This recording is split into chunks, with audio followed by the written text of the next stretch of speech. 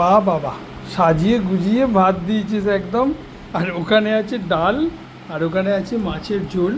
সাজিয়ে গুছিয়ে দিয়েছিস। দে এবারে কি এক্সপেরিমেন্ট করেছিস সেটা আমি একটু দেখব, দেখে খেয়ে বলবো।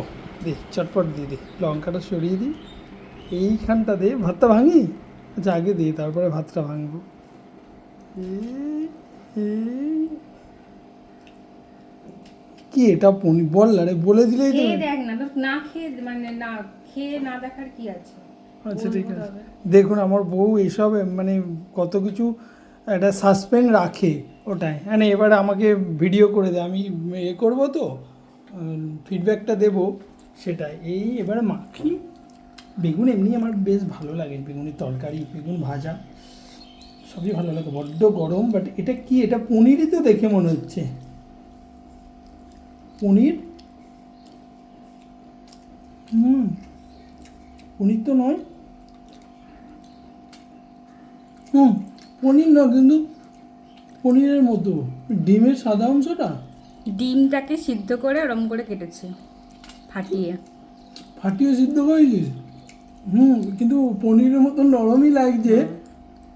ডিমের মধ্যে শুধু নুন আর গোলমরিচ দিয়ে হুম, একটা বাটির মধ্যে নিয়ে প্রথমে সিদ্ধ করে নিয়েছি। বাটির মধ্যে জলে। হুম, ও তারপরে মানে এরকম ভাপিয়ে নিয়েছি, তারপরে মানে আমি কেটে ওই নিয়েছি। ফ্লেভারটা ডিমের যে একটু, তখন আমার মনে হলো, তবে হঠাৎ করে আমার মনে হলো যে সাদা অংশটা ডিমের। হ্যাঁ, পুরোটাই কুসুম সাদা অংশ দুটোই। তাহলে কালারটা সাদা কি করে হলো?